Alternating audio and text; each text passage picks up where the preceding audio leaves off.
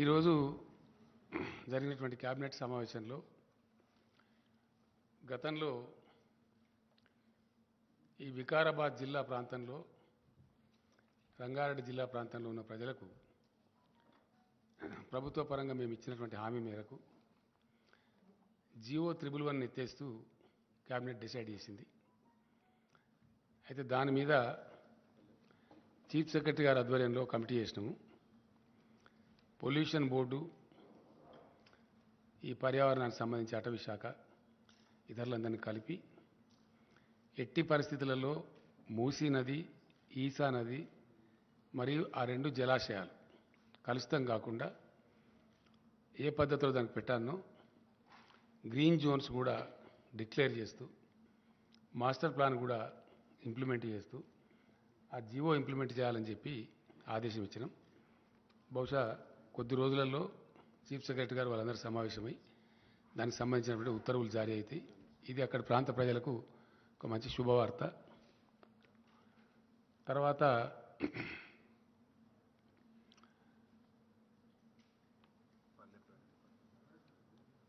మే 20 నుంచి జూన్ 5వ తేదీ వరకు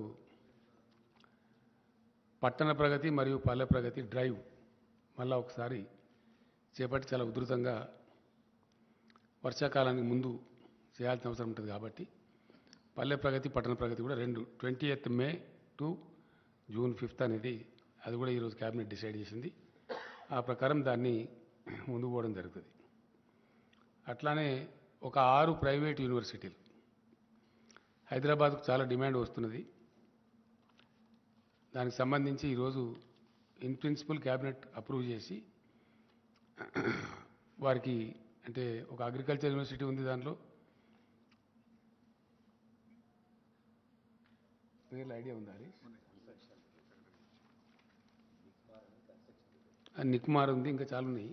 అమిటీ ఉంది, CII confederation of Indian industry అని చెప్పి వాళ్ళు అది ఉంది, చాలా టాప్ ఇది ఉంది. గురునానక్ ఒకటి ఉంది, ఇంకోటి ఎంఎన్ఆర్ అని ఒకటి ఉంది. ఇవే కదా వచ్చినాయి కదా కరెక్ట్ పేర్లు? ఏమంటారు? Kaveri Kaveri agriculture university. 5 ఏమో ఇవి. సంబంధిత మంత్రులే ఉత్తర్వులు జారీ చేయాలని చెప్పి కూడా క్యాబినెట్ అంటే వాళ్ళకు ఉండే గైడ్ లైన్స్, విధి విధానాలు, వాళ్ళ అప్లికేషన్ ఫార్మాట్స్ అన్ని కరెక్ట్గా చూసి ఏ పద్ధతిలో ఇవ్వనో ఆ పద్ధతిలో వాళ్ళకి ఇవ్వమని చెప్పి కాన్ఫెడరేషన్ ఆఫ్ ఇండియన్ ఇండస్ట్రీ అట్లనే పెడతారు వాళ్ళు. దాని సాధ్యం అట్లాంటి కోర్సెస్ అంటే వాళ్ళు జిఎంఆర్తో ఏదో టైప్లో ఉన్నారు, అక్కడ ఏరో సిటీలో అక్కడనే పెడతారు అన్నట్టు. కావేరి అంటే 2-3 సీడ్ కంపెనీలు అంటున్నాయి. అవి గంగా కావేరి అని ఒకటి ఉంది, కావేరి అని ఒకటి ఉంది, వాళ్ళందరూ కలిసి అది పెట్టుకుంటారు. తర్వాత ఫార్మా యూనివర్సిటీ ఇమీడియట్గా ఫోర్స్లోకి తీసుకొని రావాలని, అది ప్రపంచంలోనే మొట్టమొదటిది కాబట్టి దానికి మొన్న ఇటీవల ఇండస్ట్రీస్ మినిస్టర్ తిరిగినప్పుడు కూడా అమెరికన్ కంపెనీస్ చాలా కూడా ముందుకు వచ్చినాయి దానిలో పార్ట్నర్షిప్ చేయడానికి, ఆ టెక్నికల్ నోహా అదంతా కూడా తీసుకోవడానికి చెప్పినాం. దేశంలోనే మొదటిసారిగా సివిల్ అవియేషన్ ప్రపంచవ్యాప్తంగా బాగా పెరుగుతూ ఉంది. ఇప్పుడు మన దగ్గర కూడా చాలా పెద్ద ఎత్తున పెరుగుతూ ఉంది.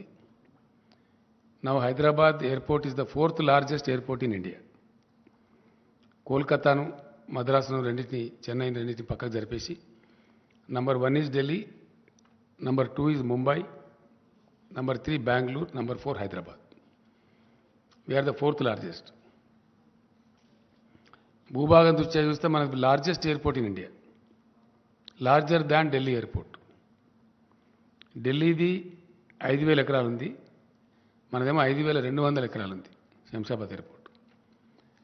సో వాళ్ళకి చెప్పిన ప్రకారంగా సెకండ్ రన్వే గురించి కూడా ఇమీడియట్ స్టెప్స్ తీసుకోమని చెప్పి జిఎంఆర్కి చెప్పినాం. మనకి ఇప్పుడు ఎగ్జాక్ట్లీ టెర్మినల్ ఏదైతే ఉందో టెర్మినల్కి సదరన్ సైడ్లో ఒక రన్వే ఉంది, ఎగ్జాక్ట్లీ టెర్మినల్ మధ్యలోకి వచ్చి నార్త్ సైడ్ ఇంకో రన్వే వస్తుంది అనమాట. సో అది కూడా హైదరాబాద్ ఎయిర్పోర్ట్లో సెకండ్ రన్వే పనులు స్టార్ట్ అవుతాయి. ప్లస్ 4th లార్జెస్ట్ ఎయిర్పోర్ట్ కింద వచ్చినాం కాబట్టి సివిల్ అవియేషన్ కోర్సెస్లో సివిల్ ఏవియేషన్లో ప్రపంచవ్యాప్తంగా చాలా పెద్ద ఇండస్ట్రీ అవుతున్నది కాబట్టి దాన్ని బ్రహ్మాండంగా ముందుకు తీసుకుని పోమని చెప్పినాం. ఇది పాతదే కదా శ్రీనివాస్ గౌడ్ గారి ఓల్డ్ అది అయిపోయింది. తర్వాత ఇంకో మెయిన్ డిసిషన్ ఈ యూనివర్సిటీలలో నియామకాలు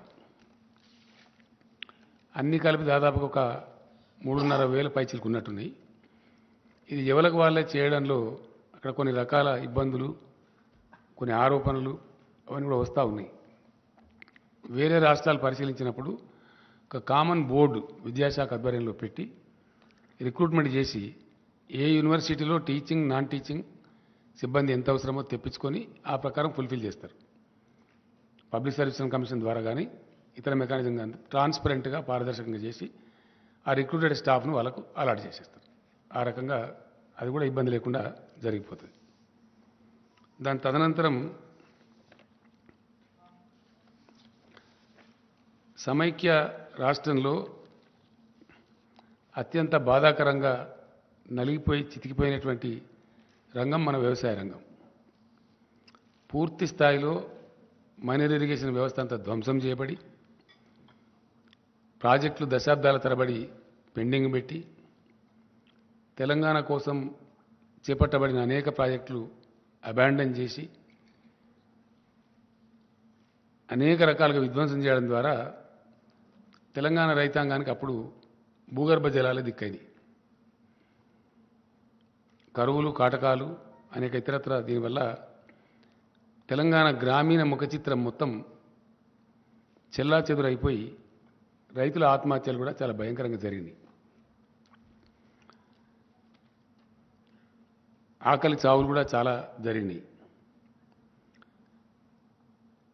సరే, అనేక దశాబ్దాల పోరాటం తర్వాత సాధించుకోబడ్డ తెలంగాణ రాష్ట్రంలో తెలంగాణ గ్రామీణ ఆర్థిక పరిపుష్టి కోసం చాలా పకడ్బందీ ప్రణాళికతోని టీఆర్ఎస్ ప్రభుత్వం అనేక కార్యక్రమాలు తీసుకున్నది. అందులో భాగంగా వ్యవసాయంలో అద్భుతమైన ఫలితాలు సాధించే దిశగా అనేక ఉద్దీపనలు ఆ రంగానికి ప్రభుత్వం సమకూర్చడం జరిగింది. ఆ ఉద్దీపనలలో భాగంగా గతంలో ఏంటంటే 2 సమస్యలు బాగా పట్టి పీడించేటి రైతాంగాన్ని. ఒకటి నీళ్ల సమస్య, ప్రాజెక్టులు కాకపోవడం, కాలువల ద్వారా నీళ్లు రాకపోవడం, కరువు కాటకాలు సంభవించడం ఒక భాగం. రెండవ భాగం ఆ ఉన్న కొద్దిపాటి 600 నుంచి 900 ఫీట్ల లోతులోకి వెళ్ళి తీసుకునే భూగర్భ జలాలు కూడా కొద్దిపాటి అందుబాటులో ఉన్నా అవి తీసుకోవడానికి అవసరమైన కరెంటు చాలా అస్తవ్యస్తంగా ఉండి వందలు వేల సంఖ్యలో ప్రతిరోజు మూటలు గాలిపోవడం, తద్వారా రైతులు నష్టపోవడం, ఆ కరెంటు కోతల వల్ల వరి పంటలు ఎండిపోవడం, ఇట్లాంటి అనేక చాలా బాధాకరమైన దృశ్యాలు మనం కళ్ళారా చూసినాం. చాలా పెద్ద, అసలు సమ్మర్ వచ్చిందంటేనే ఒక భయోత్పాతమైన పరిస్థితి. రైతాంగం ఇప్పుడు కూడా అరిచేతిలో ప్రాణం పెట్టుకొని బతికే పరిస్థితులలో చాలా దీనావస్థలో ఉంది. అందువలన వ్యవసాయం చాలా ఘోరాతి ఘోరమైన పరిస్థితికి లోనైంది. దాన్ని తిరిగి పునరుజ్జీవింపజేయడానికి first step was taken by the government was mission Kakatiya. చాలా అద్భుతమైన ఫలితాన్ని ఇచ్చింది అది, చాలా చాలా అద్భుతమైన ఫలితాన్ని. అది సాంకేతికంగా భూగర్భ జలశాఖ, కేంద్ర జలవనరుల శాఖ వాళ్ళ నివేదికల్లో వెల్లడించారు. ఇండియాలో అత్యధికంగా భూగర్భ జలాలు పెంచిన రాష్ట్రం ఏది అంటే తెలంగాణ అని చెప్పడం జరిగింది. దానికి తోడుగా ఎలక్ట్రిసిటీని అద్భుతంగా తయారు చేసి, చాలా చాలా అద్భుతంగా తయారు చేసి క్లీన్ ఎనర్జీ సప్లై చేయడంలో, నాణ్యమైన విద్యుత్తును 24 అవర్స్ అన్ని రంగాలకు అందించడంలో తెలంగాణ గొప్ప విజయం సాధించింది. ఇంకా ఇప్పుడు మనకు రాబోయే రోజులలో యాదాద్రి 4000 మెగావాట్స్, ఎన్టీపీసీ కన్స్ట్రక్ట్ చేసినటువంటి 1600 మెగావాట్లు ఇయర్ 23లో మనకు అందుబాటులో రాబోతూ ఉంది. అండ్ ఇంకొక 5600 మెగావాట్స్ ఆఫ్ థర్మల్ పవర్ మనకు నెక్స్ట్ ఇయర్లో, ఇయర్ 23లో, 23 ఎండింగ్ అంటున్నారు వాళ్ళు, కొద్దిగా స్పీడ్ చేయమన్నాం కాబట్టి ఇంకో 5600 మెగావాట్లు కూడా మనకు యాడ్ కాబోతుంది. ఆ రకంగా విద్యుత్ పంపిణీ విధానంలో ఉండేటువంటి ఆ యొక్క అసమతుల విధానాన్ని సమతులం చేసి అంటే డిస్ప్రపోర్షనేట్ సిస్టమ్ అంతా కూడా ప్రపోర్షనేట్ చేసి చాలా చక్కగా నాణ్యమైన విద్యుత్తు కోతలు లేకుండా లో వోల్టేజ్ లేకుండా అందించడం వల్ల కూడా గణనీయంగా వ్యవసాయ ఉత్పత్తులు పెరిగిపోయినాయి. చాలా పెద్ద ఎత్తున రైతు ఆ షీట్ ఏదది అది విలేకరులకు ఏంటి కదా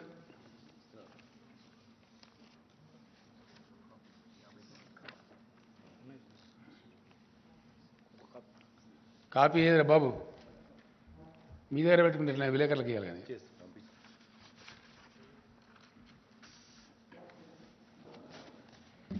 మన కోసం కాదు కదా వాళ్ళ కన్సంప్షన్ కోసం ప్రింట్ చేసి మీరు సో అట్లా జరిగింది. జరగడం ద్వారా ఏమైంది చాలా అద్భుతమైనటువంటి వ్యవసాయ విస్తరణ జరిగింది. అద్భుతంగా రైతులు పంటలు పండిస్తున్నారు. గొప్ప పంటలకు ఆలవాలంగా తెలంగాణ తయారైంది. దానిలో ఉన్న పథకాలు నేను చరివిత చరవణం చేయను, కానీ పాసింగ్ రిమార్క్ చెప్పాలా. ఒకటి, ఆన్ గోయింగ్ పెండింగ్ ప్రాజెక్టులను సత్వరం పూర్తి చేయటం. 2, మిషన్ కాకతీయ వార్పుడ్ బేసిస్లో ప్రపంచమే అబ్బురపడే విధంగా ఈవెన్ యుఎన్ఓ కూడా ప్రశంసలు వచ్చినాయి. ఆ రకంగా మిషన్ కాకతీయ కంప్లీట్ కావటం. 3, రీఇంజనీరింగ్ చేసి భారీ ప్రాజెక్టులకు శ్రీకారం చుట్టి అద్భుతంగా world's largest multi stage lift irrigation scheme Kaleshwaram record టైంలో కంప్లీట్ చేయటం, దాని ఫలితాలు కూడా అందుతూ ఉన్నాయి. వీటికి తోడుగా గత 3-4 సంవత్సరాలుగా భగవంతుని దయ వల్ల ప్రకృతి కరుణించి అద్భుతమైన వర్షపాతం కూడా దీనికి జోడైంది. దానికి తోడుగా కరెంటు అద్భుతంగా అన్ని సీజన్లలో ఏ మాత్రం వోల్టేజ్ ప్రాబ్లం లేకుండా సరఫరా కావడం కూడా చాలా ఇంపార్టెంట్ ఇన్పుట్ అయింది. వీటికి తోడు ప్రభుత్వం ఇచ్చిన ఉద్దీపనలు ఏవైతున్నాయో ఇండియాలో కాదు ప్రపంచంలో కూడా ఇక్కడ ఇవ్వరు. ఎకరానికి సంవత్సరానికి 10,000 రూపాయలు. No government gives in India and nowhere in the world 10,000 rupees per acre per annum రైతులకు ఇచ్చే ఒకే ఒక్క ప్లేస్ ఎంటైర్ భూగోళం మీద తెలంగాణ రాష్ట్రం. ఇండియాలో కాదు, భూగోళం మీద డైరెక్ట్ బెనిఫిట్. ఏ మాత్రం దానిలో మధ్యలో దళారు లేకుండా పైరవీలు లేకుండా ఇవ్వటం, రైతులకు 24 గంటలు ఉచిత విద్యుత్ ఇవ్వడం, రైతులకు ఉచితంగానే నీటి సరఫరా చేయడం. గతంలో ఉన్న నీటి తీరువ బకాయిలు సుమారు 500 కోట్లు రద్దు చేయడం కాకుండా కొత్తగా ₹1 కూడా తీసుకోకుండా ప్రాజెక్టుల ద్వారా, ఇది కూడా ఎక్కడ ఇయ్యరండి ఇండియాలో, నోవేర్. మన చుట్టూ ఉండే 4 రాష్ట్రాలు కూడా ఏ రాష్ట్రంలో ఇవ్వరు, భారతదేశంలో ఇవ్వరు. ప్రధానమంత్రి గారి రాష్ట్రం గుజరాత్లో కూడా ఇవ్వరు. Nowhere in India. Only Telangana which supplies water, surface water కూడా వితౌట్ వాటర్ సెస్ ఇవ్వటం. తర్వాత రైతులు చనిపోతే వయసుతో నిమిత్తం లేకుండా, చనిపోయిన కారణంతో నిమిత్తం లేకుండా వాళ్ళకు అద్భుతంగా ప్రభుత్వమే మొత్తం ప్రీమియం సొమ్ము చెల్లించి 8 రోజులు దాటకుండా వాళ్ళకు రైతు బీమా సౌకర్యం కల్పించడం. ఇట్లాంటి వాటి వల్ల చాలా అద్భుతంగా రైతులు పంటలు పండించారు. కరోనాకు సందర్భంలో చెలరేగినటువంటి ఆ మరణాలు, భయోత్పాతం, ఒకటే చోటకు రైతులంతా వచ్చి మార్కెట్లలో రోజుల తరబడి గంటల తరబడి ఉంటే వ్యాధి ప్రబలుతున్న ఉద్దేశంతో never before in the Indian history, ఇప్పుడు కూడా లేదు, ఎప్పుడూ లేదు, నెవర్ అండ్ ఎవర్ 7,000 పైచిలకు కొనుగోలు కేంద్రాలు ఏ గ్రామానికి ఆ గ్రామంలో పెట్టి, nowhere in India this is. Telangana సైజుతో కంపేర్ చేస్తే చాలా ఎక్కువ. ఏ ఊరికి ఆ ఊర్లోనే కొనుగోలు కేంద్రాలు ప్రప్రథమంగా పెట్టి ఎంటైర్ అడ్మినిస్ట్రేషన్ గేరప్ చేసి ధాన్యం కొనుగోలు చేసి, ఆ కొనుగోలు చేస్తే కూడా వారానికో 10 రోజులకో నెలకో అన్నట్టు కాకుండా జస్ట్ వితిన్ 3-4 డేస్ అది కూడా డైరెక్ట్గా బ్యాంక్ అకౌంట్లోకి, రైతు అకౌంట్లోకి ఇక్కడి నుంచే డబ్బులు పంపించడం. మధ్యలో జిల్లా నుంచో మండలం నుంచో ఇంకో డిపార్ట్మెంట్ నుంచో కాకుండా finance department civil supplies corporation ద్వారా రూట్ చేసి డైరెక్ట్గా రాష్ట్ర ప్రభుత్వం వారి ఖాతాల్లో వేయడం చాలా చాలా చాలా సానుకూలమైనటువంటి ఒక పవనం వీచింది దాంతో. పంటలు పండడం కోసం ఇచ్చే డబ్బులు కానీ, కరెంటు కానీ, నీళ్లు కానీ, ఇతర ప్రోత్సాహాలు కానీ, కల్తీ లేని విత్తనాలు అందించే ప్రయత్నాలు కానీ, కల్తీ మీద first state in India to bring PD act కానీ, వీటన్నిటి వల్ల అద్భుతంగా వచ్చింది. దాంతోపాటు కొనుగోళ్ళు ఎక్కడికక్కడనే జరిగి 3వ రోజుకు 4వ రోజుకి వారి బ్యాంకులోకి క్లీన్గా డబ్బులు రావడం, అకౌంట్లో జమ కావడం ఎక్కడ ఉండదండి ఇండియా మొత్తంలో. ఏ స్టేట్లో కూడా ఉండదు, అసలే ఉండదు, ఉండదు కాక ఉండదు. ఆ విధంగా జరగడం వల్ల వీటన్నిటి సమాహారంగా రైతులు అద్భుతంగా ధాన్యం పండిస్తూ ఉన్నారు. అయితే ఇంకా చాలా ఉన్నాయి. వెరసి జరిగింది ఏంది నెట్ రిజల్టు అంటే 1 కోటి ఎకరాల విస్తీర్ణం పెరిగింది, 2 పంటలు కలిపి 1 కోటి పైచిలుకు. 2014-15 to 2022 more than 1 crore acres. ఈ మల్టిపుల్ యాంగిల్స్లో ఈ పనులన్నీ జరిగేటప్పటికీ ఆలోచించిన పద్ధతిలో, ఆశించిన పద్ధతిలో అవన్నీ కరెక్ట్గా సింక్రనైజ్ కావటం మూలాన 1 కోటి ఎకరాలలో విస్తీర్ణం పెరిగింది. పెరిగి పంటలు చాలా బ్రహ్మాండంగా పండుతున్నాయి. అయితే పూర్తి స్థాయిలో రైతు వ్యతిరేకంగా పనిచేస్తున్నటువంటి ప్రభుత్వం కేంద్రంలో ఉండటం భారత రైతాంగం యొక్క దురదృష్టం పూర్తి స్థాయిలో. ఎందుకంటే 13 నెలల పాటు లక్షలాది మంది రైతులు దేశ రాజధానిలో ధర్నా కూర్చున్న పరిస్థితి మనం చూసినాం. చివరికి ఆ చట్టాలు రద్దు చేసుకొని భారత ప్రధానమంత్రే క్షమాపణ వేడుకున్నటువంటి పరిస్థితి కూడా మనం చూసినాం. అంటే ఎంత దిక్కుమాలిన, ఎంత దరిద్రం కొట్టు ప్రభుత్వం కేంద్రంలో ఉన్నదనే దానికి ఇది ఒక సంకేతం. అది యథాతథంగా మీ అందరూ ప్రత్యక్ష సాక్షులు దానికి. దానిలో ఏం డంబాచారం కానీ, మిర్చి మసాలా వేసి నూరిన మాట కానీ ఏం లేదు.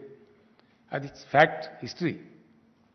ఏది 13 నెలల పాటు నిరంతరంగా రైతులు ఉద్యమించటం దేశ రాజధానిలో, వాళ్ళని అనేక రకాలుగా తూలనాడి వాళ్ళని ఖాళిస్తాన్ ఉగ్రవాదులని, ఇంకోటని ఆందోళన జీవులని అవమానపరిచి ఇన్సల్ట్ చేసి ఫైనల్గా ప్రధానమంత్రి క్షమాపణ చెప్పి ఆ చట్టాలు వాపసు తీసుకున్న పరిస్థితులు మనం చూసినాం.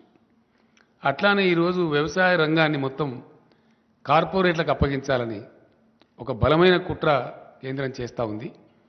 అంటే రైతులు వాళ్ళ భూములన్నీ కార్పొరేట్ కంపెనీలకు అప్పగించాలి, దానిలోనే జీతకాలుగా పనిచేయాలి. ఇది అల్టిమేట్ కుట్ర. దాన్ని దృష్టిలో పెట్టుకొని వ్యవసాయ రంగాన్ని కుదేలు చేయాలని చెప్పి అనేక దుర్మార్గాలు చేస్తూ ఉన్నారు. మేము డిమాండ్ చేసినాం, గ్రామీణ ఉపాధి హామీ పథకాన్ని వ్యవసాయానికి అనుసంధానం చేయండి అంటే చెయ్యరు. ఆ కూలీలంతా వస్తారు, చౌకగా వస్తారు, రైతులకు లాభసాటిగా ఉంటుంది, ఏ ఊరికి ఆ ఊరిలో పని దొరుకుతుంది, ప్రతి ఊరిలో వ్యవసాయం ఉంటుంది కాబట్టి అంటే అది చెయ్యరు. 2 ఆ మేనిఫెస్టోలో పెడతారు కానీ అమలు చేయరు. వాళ్ళ ఎన్నికల హామీలో పెట్టినరు కానీ అమలు చేయరు. 2 ఎరువుల మీద ధరలు పెంచిండ్రు. అలొకేషన్ మొన్న జరిగిన బడ్జెట్లో, లాస్ట్ టైం కూడా బడ్జెట్ సందర్భంగా నేను చెప్పిన, ఎరువుల మీద విపరీతంగా ధరలు పెంచిండ్రు. 2 భూగర్భ జలాల మీద ఆధారపడి వ్యవసాయం చేసే రైతులకు వాళ్ళ బావుల కాడ మీటర్లు పెట్టాలి అనే దిక్కుమాలిన పనికిమాలిన విద్యుత్ సంస్కరణలు తెచ్చిండ్రు. దానికి ఇన్సెంటివ్స్ పెట్టి 0.5% FRBM లోన్ కూడా దానికి అనుసంధానం చేసి రాష్ట్రాలను నష్టానికి గురి చేస్తూ ఉన్నారు. అంటే వ్యవసాయ రంగాన్ని బలహీనపరచాలి, కుదేలు చేయాలి, డిస్కరేజ్ చేయాలి అనేటువంటి అంతర్గత కుట్రలో ఇవన్నీ భాగాలు. అట్లానే మార్కెట్లన్నీ లేకుండా చేస్తాం అని చట్టాలు తెచ్చిండ్రు. సరే, ఇప్పుడు తోక ముడిచిండ్రు. ఆ తర్వాత ఆ రోజు రైతులకు హామీ ఇచ్చిండ్రు, మేము MSP కోసం అది చేస్తాం, మరొకటి చేస్తాం, ఇంకొకటి చేస్తాం అని చెప్పి ఈ రోజు వరకు అతి గతి లేదు. నిన్న మొన్న పార్లమెంట్ సెషన్ జరిగితే వాళ్ళకి అవసరమైన చట్టాలు పాస్ చేసుకున్నారు తప్ప ఆ రోజు రైతులకు ఇచ్చిన హామీ నిలబెట్టుకోలేదు. ఇలా దేశ రైతాంగం అంతా కూడా గమనిస్తూ ఉన్నారు.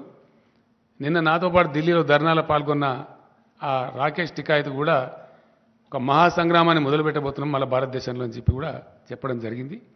అది డెఫినెట్గా జరుగుతుంది కూడా. అదే పద్ధతిలో తెలంగాణ పండించినటువంటి ధాన్యం, వరి ధాన్యం విషయంలో చాలా చిక్కిరి బిక్కిరిగా వితండవాదం చేస్తూ పిచ్చి పిచ్చిగా తలా తోకలేని విధంగా కేంద్ర ప్రభుత్వం వ్యవహారం చేసింది. నేను స్వయంగా వెళ్ళినాను, మాట్లాడినాం. రాష్ట్ర మంత్రివర్గం యొక్క 5-6 సభ్యులు వెళ్ళినారు, వాళ్ళు మాట్లాడినారు, లెటర్స్ ఇచ్చినాం, అవన్నీ కూడా చేసినాం.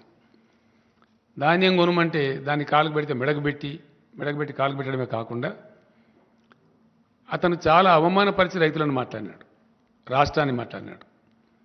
2 విషయాలు ఏంటంటే ఎంత చీప్గా, ఎంత తెలివి తక్కువగా ఆ మంత్రికి అసలు మెదడు, జ్ఞానం, బుద్ధి ఏమైనా ఉందా లేదా కూడా అర్థం కాదు.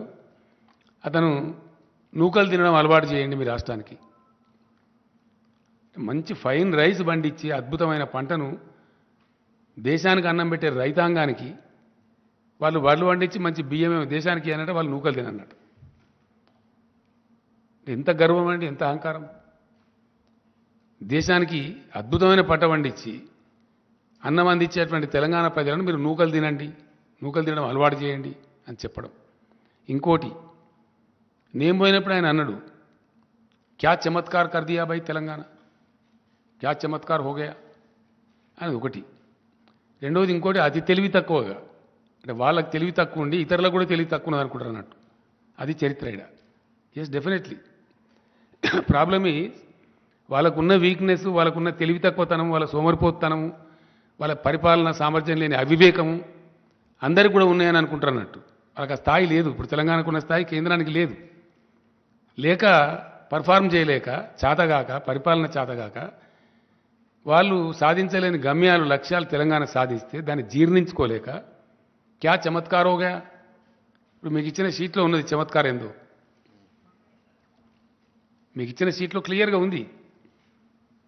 వీళ్ళు ఎంత అంటే 36 లక్షలు తెలంగాణలో వరి సాగైతే యాసంగిలో ఒక్క పంటలో మొత్తం దేశంలో సాగైంది ఎంత? ఏ రాష్ట్రంలో సాగైంది ఎంత? మన దానిలో సగం కూడా ఏ రాష్ట్రంలో సాగాలి. అట్లీస్ట్ మన దానిలో 50% కూడా ఏ రాష్ట్రంలో సాధ్యం కాలే. That is what is the Chamatkar of Telangana. ఇది అర్థం కాక, తెలివి లేక చెప్పచ్చు కదా, మాకు శాత కాదు, మేము దద్దమ్మలం, ఏదో గెలిచిన మతం పేరు మీద, మన పేరు మీద గెలిచే అధికారం చేస్తున్నాం, కానీ మాకు శాత కాదని చెప్పచ్చు కదా. అది చెప్పకుండా వాళ్ళ యొక్క అసమర్థతను ఇతరుల మీద నెట్టివేసే విధంగా క్యా చమత్కారోగా అని ఒకటి మాట్లాడతారు. ఏ రాష్ట్రానికి లేని ప్రశ్న తెలంగాణకు ఎందుకు వస్తున్న సమస్య? ఎందుకు రాదు? ఎందుకే వస్తుంది.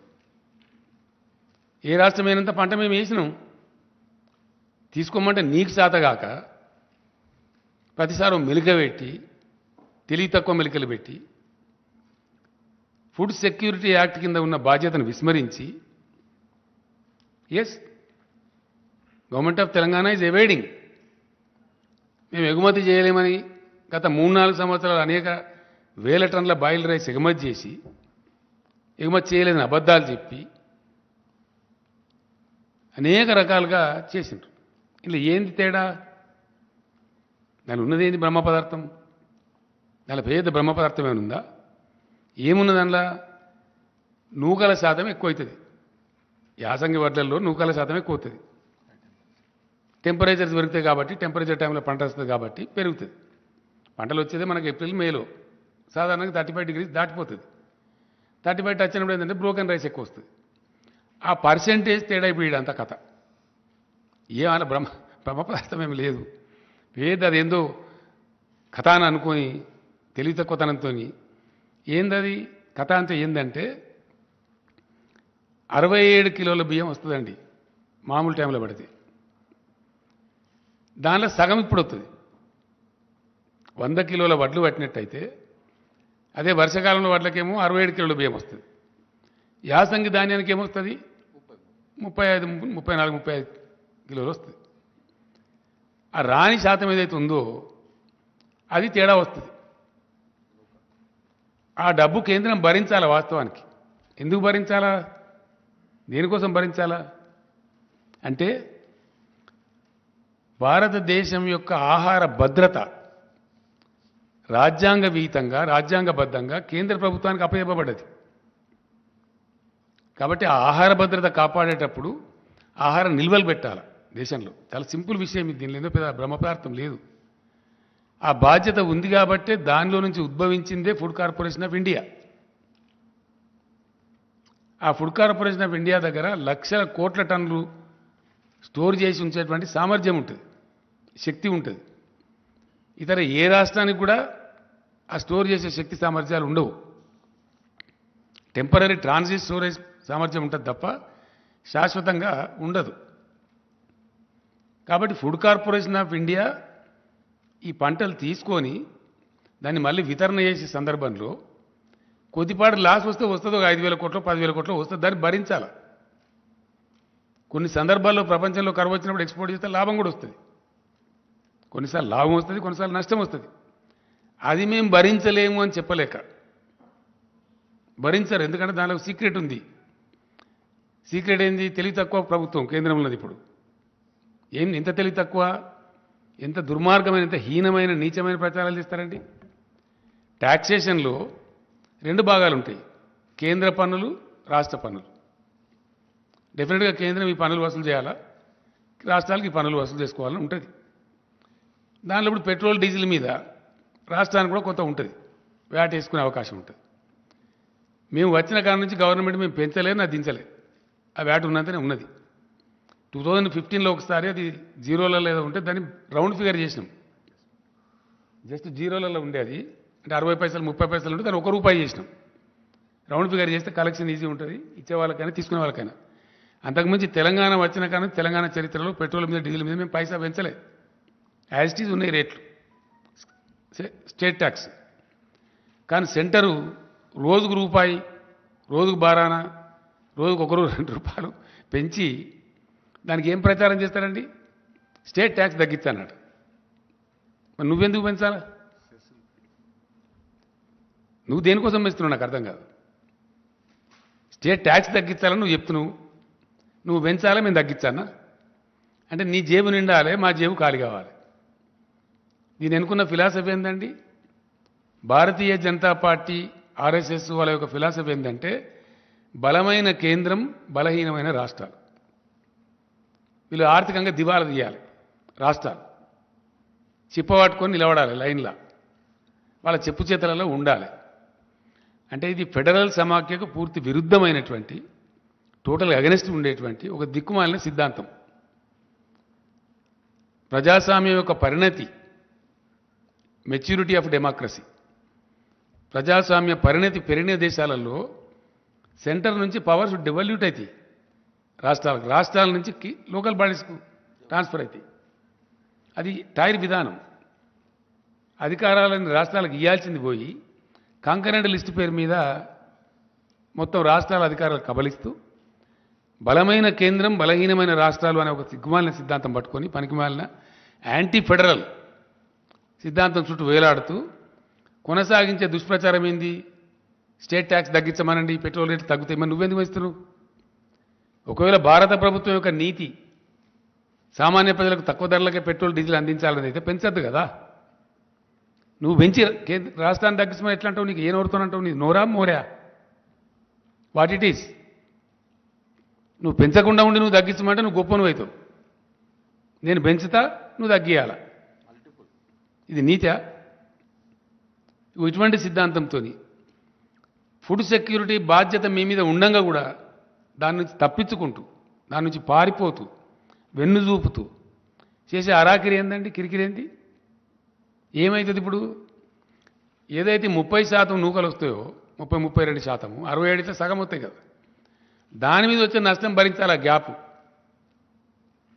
దానికి ఇంత గగ్గోలు పెట్టి గందరగోళం ఎత్తి కేంద్ర మంత్రులు ఎల్లయ్య మల్లయ్య, వాడేవాడో చెప్ప, వీడేవాడో రాను,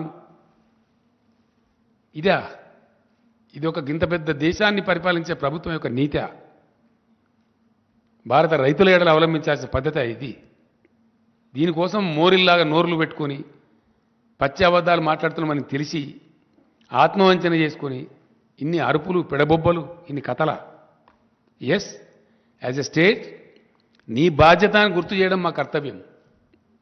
it is the duty of the government of India to maintain the buffer stocks in the interest of the food security of the country, which you are forgetting, which you are escaping, which you are running away. అది గుర్తు చేయడానికి as a స్టేట్గా మేము గడబడి చేస్తాం కదా, demand చేస్తాం కదా, అడిగినాం. Final నిన్న ఢిల్లీలో పోయి కూడా ఎక్స్పోజ్ చేసినాం. భారత ప్రజల ముందు ఈ ప్రస్తుత భారత ప్రభుత్వాన్ని దోషిగా నిలబెట్టాలి. ఎస్, కాబట్టి ఆ ప్రయత్నం కోసం ఢిల్లీ పోయి కూడా నిన్న సఫిషియెంట్గా ఎక్స్పోజ్ చేసినాం 100%. అక్కడనే నేను నా ఉపన్యాసంలో కూడా చెప్పిన, నేను అడిగిన అక్కడ స్ట్రేట్గా सीरियस क्वेश्चन अड़िना నేను, एक राज्य का छोटा सा डिफरेंस में दान खरीदने के लिए, तेलंगाना दान खरीदने के लिए क्या इतना बड़ा केंद्र सरकार के पास धन नहीं है या प्रधानमंत्री जी का मन नहीं है? ఏం లేదు, मन नहीं है. పెద్ద పెద్ద బడా బడా ఘరానా డకెయిట్ గాళ్ళు వేల కోట్లు ముంచుతారు ఒక్కొక్క బ్యాంకును. వాళ్ళని కాపాడుతుంది ప్రభుత్వం. నరేంద్ర మోడీ గారి ఘనత వహించిన ప్రభుత్వంలో అత్యధికంగా సాధించిన ప్రగతి ఏంటంటే బ్యాంకు దివాలాలు తీర్చడం, వాళ్ళు సేఫ్గా పోయి లండన్లో ఉండడం. వాళ్ళని అరెస్ట్ చేయడానికి పోతే ఇదే కేంద్ర ప్రభుత్వ పెద్దలు ఫోన్లు చేసి వాళ్ళని వాపసు పిలిపియడం. అవన్నీ ఉన్నాయి, డాక్యుమెంట్స్ వచ్చినాయి, ప్రూఫ్స్ ఉన్నాయి. త్వరలోనే వీళ్ళ మొత్తం పాపాల పుట్ట బయట పెట్టబోతాం. ఎస్, ఏవైతే లండన్లో మంచిగా పిక్నిక్లు ఉన్నారో వీళ్ళ మిత్రులు, ఈ కార్పొరేట్ గద్దలు, వాళ్ళని అరెస్ట్ చేయడానికి సిబిఐ అధికారులు పోతే వాళ్ళని వాపసు పిలిపించారు. పిలిపించిన పేర్లు అవన్నీ ఉన్నాయి, త్వరలోనే బయట పెడతాం డాక్యుమెంట్స్, ఢిల్లీ రాజధానిలో పెడతాం. సో ఇవన్నీ చేసుకుంటూ వేల లక్షల కోట్ల రూపాయలు, ఎంతనండి ఇప్పటి వరకు 10.5 లక్షల కోట్ల రూపాయలు మాఫీలు చేశారు సావుకారులకు, సేట్లకు, బడా బడా కంపెనీలకు, ఈ బ్యాంకుల మోసాలు చేసేటోళ్లకు. ఇప్పుడు తెలంగాణలో వచ్చే డిఫరెన్స్ ఏంది? ఒక 3,000 3,500 కోట్లు వస్తుంది యాసంగి ధాన్యం మొత్తం కొంటే, అంతేనా కమలాకర్? 3 నుంచి 3,500 కోట్లు వస్తుంది. ఒక 3,500 కోట్లు 60 లక్షల మంది రైతులకు సంబంధించి, ఒక రాష్ట్రానికి సంబంధించి భరించలేని కేంద్రం ఒకడే దొంగ 21,000 కోట్లు మోసం చేస్తాడు, ఒకడు 18,000 కోట్లు చేస్తాడు. వాళ్ళని మాత్రం ఏమన్నది నిక్షేపంగా ఉంటుంది. ఒక అదానీ గ్రూప్కి ఈ మధ్య 12,000 కోట్లు మాఫీ చేశారు. ఈ మధ్యన పేపర్లోనే వచ్చింది, మీరే రాసిన వార్తలు. అది శాతనవుతుంది కానీ ఈ రైతుల కోసం ఒక 1,500 2,000 కోట్లు 3,000 కోట్లు పెట్టుమంటే అది శాత కాదు. దానికి వీరంగాలెత్తుడు, అరుపులు, పెడబొబ్బలు, కుట్రలు, అరాకిరి మాటలు, పనికిమాలిన దిక్కుమాలిన ఆరోపణలు, క్యా చమత్కారోగానుడు, రీసైక్లింగ్ చేస్తున్నారు అనుడు. రీసైక్లింగ్ చేస్తుందా గవర్నమెంట్? ఎక్కడ చేస్తారా? సాధ్యమే పనేనా? మాకేం పని లేదా? ఓ కేంద్ర మంత్రి మాట్లాడతారు ఈ మాట, ఇంత పెద్ద భారతదేశం యొక్క మంత్రి. అంటే ఎంత నీచంగా, నికృష్టంగా రైతాంగం పట్ల, దేశ ప్రజల పట్ల ఎంత బాధ్యతారహితంగా కేంద్రం ఉన్నదనే దానికి ఇది ఒక సంకేతం.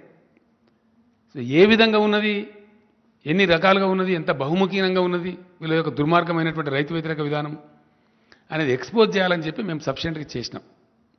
డెఫినెట్గా నేను ఢిల్లీలో నా స్పీచ్లో నేను చెప్పిన, మీరు ఇయ్యనంత మాత్రాన హమారే కిసానంకు హమ్ గంగామే నై డూబ్ దెంగే, మేము ఎట్లా కాపాడుకుంటాం, మీకు ఎట్లా తెలియలేదు, మేము కాపాడుకుంటాం, మాకు ఆ ధైర్యం ఉంది, అవసరం వస్తే ఒక పూట ఉపాసం ఇంకొక ఖర్చు తక్కువ చేసుకుంటాం అని కూడా చెప్పిన నేను.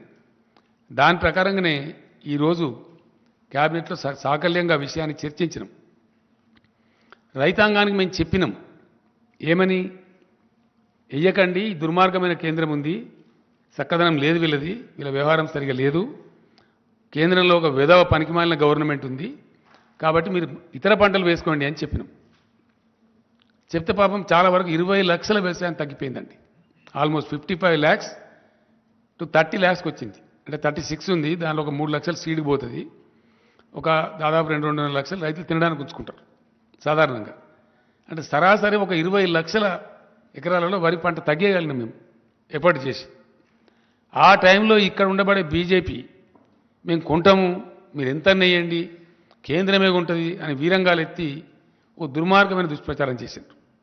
కొంతమంది పాపం ప్రత్యామ్నాయం లేక 100 రూపాయల నుండి వాళ్ళు వేసుకున్నారు, వెరసి మొత్తం మీద పంట వేసుకున్నారు. వేసినారు కాబట్టి ఇప్పుడు ఈ కేంద్రము ఈ చిన్నపాటి డిఫరెన్స్ మేము భరించము, మా వల్ల కాదని చేతులు ఎత్తేసారు. మేము చివరి దాకా ప్రయత్నం చేసినాం. ఇప్పుడు పంటలు వచ్చేస్తున్నాయి, ఆల్మోస్ట్ ఫుల్ స్పీడ్లో కోతలు స్టార్ట్ అయిపోయినాయి ముమ్మరంగా. కాబట్టి తెలంగాణ రైతాంగాన్ని ఫ్రీ సబ్సిడీ కోసం మేము ఇచ్చే ఖర్చు 12,000 కోట్లండి ఎలక్ట్రిసిటీ బోర్డుకు. రైతు బంధు కోసం రాష్ట్ర ప్రభుత్వం చేసే ఖర్చు 15,000 కోట్లు. రైతు బీమా కోసం మేము పెట్టే ఖర్చు 1,600 కోట్లు. నీటి తీర్వాలు గిటి తీర్వాలు తీసుకోకుండా ఫ్రీ వాటర్ సప్లై చేస్తాం, తద్వారా కొంత నష్టం వస్తుంది. ఇన్ని రకాలుగా రైతాంగాని కోసం ఖర్చు చేసి తెలంగాణ గ్రామసీమలలో ఆనందం రావాలి, రైతు బాగుంటే ఆయన చుట్టూండే పనిముట్లు చేతి వృత్తుల వాళ్ళు కూడా బాగుంటారు, కుల వృత్తుల వాళ్ళు బాగుంటారు, గ్రామంలో ఒక సంతోషకరమైన వాతావరణం వస్తుంది చేసిన ప్రయత్నాన్ని ఈ శిలరమలర కేంద్ర ప్రభుత్వం తినాకరిస్తే మేము మా రైతాంగాన్ని చెడగొట్టుకోదలుచుకోలేదు. డెఫినెట్గా ఈ యాసంగి వడ్లను ఒక గింజ కూడా లేకుండా రాష్ట్ర ప్రభుత్వమే కొనుగోలు చేయాలని చెప్పి cabinet has taken a decision. దానికి ఆ వచ్చే వ్యత్యాసం ఎంత, ఆ వ్యత్యాసానికి మేము భరించాల్సింది ఎంత అనే దానికి ఒక 4 ఎక్స్పర్ట్స్ దాంతో చీఫ్ సెక్రటరీ ఆధ్వర్యంలో ఒక కమిటీ వేసినాం. ఆ కమిటీలో చీఫ్ సెక్రటరీ గారు, ఫైనాన్స్ సెక్రటరీ గారు, అగ్రికల్చర్ సెక్రటరీ గారు, ఇరిగేషన్ సెక్రటరీ గారు. ఇరిగేషన్ సెక్రటరీ గారు గతంలో సివిల్ సప్లైస్ కమిషనర్ కూడా పనిచేసిండు, ఆయనకు అనుభవం ఉంది. ఈ 4 కలిపి మేము కమిటీ వేసినాం. తక్కువ నష్టంతో ఈ ధాన్యం కొనాలి, డిస్పోజ్ కావాలి. ధాన్యం కొనుగోళ్లకు బ్రహ్మాండంగా రేపటి నుంచే యుద్ధ ప్రాతిపదికన కలెక్టర్లతో వీడియో కాన్ఫరెన్స్ పెట్టమన్నాం, ఆదేశాలు ఇచ్చినాం. గౌరవ మంత్రులందరినీ కూడా రిక్వెస్ట్ చేసినాం. రేపు ఇమీడియట్ జిల్లా కేంద్రాలకు పోయి టోటల్ అడ్మినిస్ట్రేషన్ గేరప్ చేసి ప్రతి ఊరిలో in each and every village కొనుగోలు కేంద్రాలు స్టార్ట్ చేయమని చెప్పినాం. రాబోయే 2-3 రోజుల్లో మొత్తం ఎస్టాబ్లిష్ చేసి సివిల్ సప్లైస్ మినిస్టర్ గారు దానికి అవసరమైన గోనె సంచులు, మన్ను, మశానం ఏమేమి ఉంటుందో ఆ తతంగం అంతా ఆ డిపార్ట్మెంట్ చూసుకుంటుంది. దానికి ఏవేవైతే అవసరాలు ఉంటాయో సివిల్ సప్లైస్ డిపార్ట్మెంట్ వాళ్ళు కోఆర్డినేట్ చేస్తారు. ఇక్కడ సమర్థవంతమైన ప్రభుత్వం ఉంది కాబట్టి, డెలివరీ చేయగలిగిన ప్రభుత్వం ఉంది కాబట్టి, నిర్ణయం తీసుకుంటే చాలా కఠినంగా పడుతరంగా డెలివరీ చేసేటువంటి ఒక పటిష్టమైన ప్రభుత్వం ఉంది కాబట్టి వితిన్ 3-4 డేస్ మొత్తం కొనుగోలు చేస్తాం. నేను రైతాంగాన్ని విజ్ఞప్తి చేస్తా ఉన్నా, ఒక్క గింజ కూడా తక్కువ ధరకు అమ్మకండి. 1960 రూపాయల ఎంత ఉంది అది, 1960 అయితే ఎంఎస్పి ఉందో టంచన్గా 1960 రూపాయలు మీకు చెల్లిస్తాము. గతంలో ఎట్లయితే మీ బ్యాంకులకు వచ్చినాయో అదే పద్ధతిలో మీ బ్యాంకులకు వస్తాయి. ఈ దిక్కుమాలిన కేంద్రం మనకు మొండి చేసి చూపించినంత మాత్రం మనం చిన్నబుచ్చుకునేది ఏం లేదు. ఎందుకంటే ఎప్పుడు చూడని నీళ్లు చూస్తున్నారు, ఎప్పుడు చూడని కరెంటు చూస్తున్నారు. మంత్రివర్గంలో మాకు అదే చర్చ జరిగింది. ఎందుకంటే ఎప్పుడు ఇదివరకు లేనటువంటి ఒక ఫీల్ గుడ్, ఒక అద్భుతమైనటువంటి ఉల్లాసభరితమైన వాతావరణం గ్రామసీమలలో ఉంది. పొలాలు పచ్చగా కనబడుతుంది. పల్లె పల్లెలో పల్లేరులు మొలిసే పాలమూరులో అనే కాడ పల్లె పల్లెలో పంటలు పండే పాలమూరు కాడ అని చెప్పి ఇప్పుడు ప్రజలు పాడుకుంటున్నారు. ఎస్, అదే కవి చెప్పిండు నాకు. పీరీల పండుగ అప్పుడు గోరే టెంకన గారు వాళ్ళ ఊరిలో ఉండే, నేను తెల్లారి రమ్మని చెప్తే వచ్చిండు ఆయన. ఎక్కడికి పోయిందంటే అక్కడ పోయినా, మా ఊరికే పోయినా. ఇంతకుముందు ఎడారిలాగా ఉండే సార్ ఇప్పుడు కోనసీమలాగా ఉందని చెప్పిండు ఆయన. అంత అద్భుతంగా పంటలు పండుతున్నాయి కాబట్టి ఆ వాతావరణం డిస్టర్బ్ చేయొద్దు, మళ్ళీ మన గ్రామసీమలలో వెల్తి తేవద్దు. సరే, మనకు 2,000-3,000 కోట్లు 4,000 కోట్ల ఖర్చు అయినా మంచిదే, రైతాంగాన్ని చిన్నబుచ్చొద్దని చెప్పి ప్యూర్లీ రైతుల యొక్క ఇంట్రెస్ట్లో ఈ కొనుగోలు చేయాలని నిర్ణయించినాం. కాబట్టి రైతులు ఎవ్వరు కూడా ధాన్యం తక్కువ ధరకు అమ్మకండి, నో డిస్ట్రెస్ సేల్. ప్రతి గింజ ప్రభుత్వం కొంటుంది, ఒకరోజు వెనుకనో ముందో. కాబట్టి దాన్ని చేయాలని చెప్పి కోరుతున్నాను నేను. మీరు తక్కువ ధరకు అమ్ముకోవద్దు. దాని తర్వాత రెండవ విషయం ఏంటంటే, తెలంగాణ రాష్ట్రం తరఫున నేను మొన్ననే చెప్పిన, తప్పకుండా నిన్న మొన్న నాకుండే చిన్న ఆరోగ్య సమస్య వల్ల ఢిల్లీలో దాదాపు 8 రోజులు గడిపిన. నేను చాలామంది మిత్రులు కలిసిండ్రు, చాలామంది ఎకానమిస్టులు కలిసిండ్రు, రాజకీయ నాయకులు కూడా కలిసిండ్రు, కొందరు ఫోన్లో మాట్లాడింది, కొందరు కలిసిండ్రు, రకరకాలు జరిగింది. భారత మేధోవర్గం మొత్తం ఆలోచిస్తూ ఉంది. అలా భారతదేశాన్ని ఇప్పుడున్న ప్రభుత్వం, అధికార పార్టీ బీజేపీ ఒక దుర్మార్గమైనటువంటి, అనారోగ్యకరమైనటువంటి, అనాలోచితమైన విధానంలో వాళ్ళ సంకుచిత రాజకీయాల కోసం మతోన్మాదాన్ని పెట్టరేగేటువంటి ప్రయత్నం చేస్తూ ఉన్నారు. అన్ని రకాలుగా దేశాన్ని దెబ్బతీసిండ్రు. జీడిపి మొత్తం నాశనం అయిపోయింది, ఎకానమీ చెల్లాచెదురైంది, నిరుద్యోగ సమస్య పెరిగింది, ఆరోగ్య సమస్యలు పెరిగినాయి, పరిశ్రమలు మూతపడుతున్నాయి, అన్ఎంప్లాయ్మెంట్ పెరిగిపోయింది, హంగర్ ఇండెక్స్లో కూడా క్షీణించిపోయింది, ఇబ్బడి ముబ్బడిగా విపరీతమైన సెస్సుల రూపంలో ప్రభుత్వం ట్యాక్సులు పన్నులు విధిస్తూ ఉంది, నిత్యావసరాల ధరలు పెంచుతూ ఉంది, సామాన్య ప్రజలకు నడ్డి విరుస్తూ ఉంది. లెక్క లేకుండా అలక్ష్యంగా అన్ని పెంచడం, వాళ్ళకు ఒక అహంకారం తలకెక్కింది బాగా, నిష, అధికార నిష. ఏంది, మేమన్నీ చేస్తాం, ఏదైనా రాగానే ఒకటి లో కాశ్మీరీ ఫైల్స్, లో పుల్వామా, లో తోక, లో తొండెం అని ఆ మత గజ్జికి సంబంధించినటువంటి ఒక చిల్లర షార్ట్కట్ మెథడ్లో ప్రజలను అప్పటికప్పుడు ఉద్వేగపరచడం, 10 ఓట్లు సంపాదించుకోవడం జరుగుతూ ఉంది. నిన్న శ్రీరామనవమి పండుగ జరిగింది. శ్రీరామనవమి పండుగ భారతదేశం అంతా జరుపుతారు, ప్రతి గ్రామంలో జరుపుతారు, ప్రతి ఇంట్లో జరుపుతారు, అందరు పూజ చేసుకుంటారు. శ్రీరామనవమి నాడు ఇప్పుడు ఎన్నికలు రాబోయే రాష్ట్రాలలో ఏం జరుగుతూ ఉంది, ఎన్నికలు లేని రాష్ట్రాలలో ఏం జరుగుతూ ఉంది. గుజరాత్లో రాళ్ళెత్తారు, కర్ణాటకలో రాళ్ళెత్తారు, వేరే కాడ ఎందుకో వేయరు. ఎక్కడ ఎన్నికలుంటే అక్కడ డ్రామా స్టార్ట్, రాళ్ళేసుడు, ఉద్రిక్తతలు సృష్టించుడు, ఆ ఉద్వేగంలో నుంచి వచ్చేదాన్ని పొలిటికల్ క్యాపిటలైజ్ చేసుడు అనేటువంటి ఒక చిన్న ట్రిక్ పెట్టుకొని దీని ముందర ఏదున్నా సరే సమయానికి అన్ని చెల్లాచెదురైతే అనేటువంటి ఒక దిక్కుమాలిన ఆలోచనతో మొత్తం దేశాన్ని సర్వభ్రష్టం చేసే పరిస్థితి పోతూ ఉన్నారు. చాలా బాధాకరం అండి, చాలా అంటే చాలా. అద్భుతమైనటువంటి నగరం మన బెంగళూరు నగరం. అనేక ప్రభుత్వాల యొక్క కృషి ఫలితంగా అది సిలికాన్ వ్యాలీ ఆఫ్ ఇండియా అయింది. 30 లక్షల మందికి డైరెక్ట్గా ప్రత్యక్షంగా ఐటీ ఉద్యోగాలు దొరుకుతాయి. మరో 30 లక్షల మందికి ఆల్మోస్ట్ ఇండైరెక్ట్ ఉద్యోగాలు దొరుకుతాయి. అంత అద్భుతమైనటువంటి రాష్ట్రంలో చాలా అయిందా time, just 2 minutes, 5 to 7, yeah. ఆ రకంగా ఉన్నటువంటి రాష్ట్రంలో 6 రకాల నిషేధాలు ప్రభుత్వం ఉత్తర్వులు ఇస్తాయండి. హిజాబు నిషేధము, హలాల్ మాంసం నిషేధము, ముస్లింలు నడిపే వాహనాలు ఎక్కద్దు, ముస్లింల షాపులలో ఖరీదు చేయొద్దు, ఇంకేదో దిక్కుమాలింది అని పనికిమాలి. దీని బ్యాక్లాష్ ఏముంటుందండి? మొన్న కువైట్ దేశంలో 11 మంది పార్లమెంట్ సభ్యులు ఆ ప్రభుత్వానికి రాసిండ్రు, కిక్అవుట్. అక్కడ ఆ దేశంలో వ్యవహారం బాగాలేదు, వాళ్ళు మన దగ్గర ఉంటే కూడా దుర్మార్గంగా ఉంటుంది, వీళ్ళని ఎలగొట్టండి అని చెప్పి మాట్లాడుతున్నారు.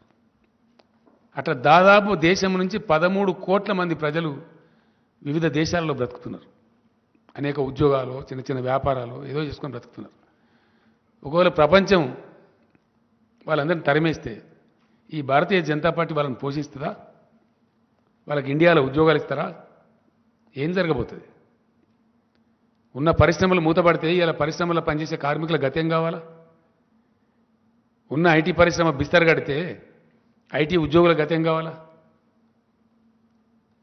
పెట్టుబడిదారులు విముఖత చూపితే, పెట్టుబడుల వెలువ రాకపోతే, కొత్త ఉద్యోగాల కల్పన జరగకపోతే ఈ నిరుద్యోగ యువత యొక్క ఆశలను ఎటుపోవాలా? దేశం చిన్నాభిన్నమైతే మళ్ళీ సంభాళించుకోవడానికి కనీసం 100 సంవత్సరాలు పడుతుందండి. ఈ చిన్న మతపిచ్చితోని, చిన్న ఉద్వేగాలతోని, అప్పటికప్పుడు కలిగే తాత్కాలిక రాక్షస ఆనందంతో దేశం కోల్పోయేది చాలా ఎక్కువ. దేశం అతి భారీ మూల్యం చెల్లించక తప్పదు. ఎస్, ఇది చరిత్ర చెప్పిన సాక్ష్యం. ఎన్నో ఘటనలు ఉన్నాయి. కాబట్టి ఈ ఉన్మాదుల చేతిలో పడి దేశ యువత, దేశ మేధావులు కొట్టుకొని పోతే 100 సంవత్సరాలు భారతదేశం వెనకపోతుంది. 100 సంవత్సరాలు, ఒక century. Country is going to lose a century which is disastrous, which is unwanted, undesirable. కాబట్టి దేశ ప్రజలు, ఈ ఉన్మాదులు, ఈ దుర్మార్గులు చేసేటువంటి ఈ కుటిలమైనటువంటి, కుచితమైనటువంటి విషయాలు వాళ్ళు గ్రహించి తప్పకుండా తమను తాము రక్షించుకునే దిశగా భారతదేశం కదలాలి. ఇది బుద్ధిజీవుల దేశం. డెఫినెట్లీ నేను బలంగా నమ్ముతాను, ఇండియా రియాక్ట్స్. ఇండియా బుద్ధు దేశం కాదు, బుద్ధిజీవుల దేశం. యాజ్ అండ్ వెన్ గివెన్ తప్పకుండా భారత ప్రజ తిప్పి కొడుతుంది, గిల్లి పడేస్తుంది. మేమేదో ఇవాళ ఉన్నామని అహంకారపూరిత మాటలు మాట్లాడి రాష్ట్రాల నుంచి వచ్చే మంత్రులను రాష్ట్ర ప్రభుత్వాలను అరాకిరిగా మాట్లాడి ఇష్టం వచ్చిన కథలు మాట్లాడి మేము నడిపించగలుగుతాం అనుకుంటే హిట్లర్లు, ముస్సోలినీలు, నెపోలియన్లే పోయిన చరిత్రలో. అంతకన్నా గొప్పలు కాదు వీళ్ళు. అందుకు సంబంధించి తప్పకుండా తెలంగాణ రాష్ట్రం నుంచి భారతదేశాన్ని చైతన్యపరచడంలో, దక్షిణ భారతదేశాన్ని చైతన్యపరచడంలో ఏదైతే నేను ప్రముఖ పాత్ర వహిస్తాను చెప్పినో తప్పకుండా ఆ పోరాటాన్ని బాగా ఇంటెన్సిఫై చేస్తాం. ఎస్, నేను నాకు రైతు నాయకులు ఇక్కడ కలిసినరు, మాట్లాడినరు. భారతదేశానికి ఇవాళ భారతదేశ రైతులు ఇప్పటికే సతమతమవుతా ఉన్నారు ఒక పర్ఫెక్ట్ పాలసీ లేక. ఆ రైతాంగానికి దిక్కు దివాణం లేకుండా అయిపోయింది. వాళ్ళని బికారులుగా చూస్తూ ఉన్నది ఈ ప్రభుత్వం, గతి లేని వాళ్ళుగా చూస్తూ ఉంది. ఏం చేస్తారు మమ్మల్ని అని అనుకుంటా ఉంది. ఏం చేసినారు? మీ మెడలే వంచి ప్రధానమంత్రితోనే క్షమాపణ చెప్పించారు. అది మర్చిపోవద్దు, జాగ్రత్త. ఇండియా రాజ్యాంగపరమైన రక్షణలు ఇస్తూ, మినిమం సపోర్ట్ ప్రైజ్కు రాజ్యాంగ రక్షణ ఇస్తూ, రైతుకు ఇంటిగ్రేటెడ్ న్యూ అగ్రికల్చర్ పాలసీ రావాలి ఈ భారతదేశంలో. ఒక integrated new agriculture policy of India రావాల్సిన అవసరం ఉంది. డెఫినెట్గా దాన్ని నేను పిలుస్తున్న ఎకానమిస్టులను కూడా చాలామందిని, అశోక్ గులాటి గారు కూడా వస్తామన్నారు, దాన్ని మొత్తం ఆ రైతు నాయకులు కూడా వస్తామన్నారు. త్వరలోనే హైదరాబాద్లో మొత్తం భారత రైతాంగానికి సంబంధించిన అన్ని రాష్ట్రాల రైతు ప్రతినిధులను, ఢిల్లీలో ఉద్యమం నిర్వహించిన రైతు సంఘాలను హైదరాబాద్కే పిలిపించి ఇక్కడ వర్క్షాప్ పెట్టి ఆ పాలసీ ఇక్కడ డిక్లేర్ చేస్తాం. గవర్నమెంట్ ఆఫ్ ఇండియా దానికి కర్మ బాగుంటే అడాప్ట్ చేస్తారు, అడాప్ట్ చేయకపోతే వీళ్ళని పక్కకు జరిపి భారత రైతాంగమే గిల్లి పారేసి ప్రత్యామ్నాయ ప్రభుత్వం తెచ్చుకుంటారు. మంచి ఆనందపూర్వకమైనటువంటి న్యూ అగ్రికల్చర్ పాలసీ ఆఫ్ ఇండియాను ఇంప్లిమెంట్ చేసుకుంటారు. అప్పుడు కలకలలాడే భారతదేశం ఉంటుంది, ఇట్లా వెలవెలవే భారతదేశం ఉండదు. రైతులు బికారులు ఉండే భారతదేశం ఉండదు, రైతులు ఇంత హీనంగా చూడబడే భారతదేశం ఉండదు. దానికోసం కూడా భగవంతుడు నాకు ఇచ్చిన సర్వశక్తులు ధారబోసి ప్రయత్నం చేస్తాం, ఆ విధంగా ముందుకు పోతాం. Thank you. No more questions today because నాకు సీజే గారితో అపాయింట్మెంట్ ఉంది. Will meet tomorrow or day after. Thank you.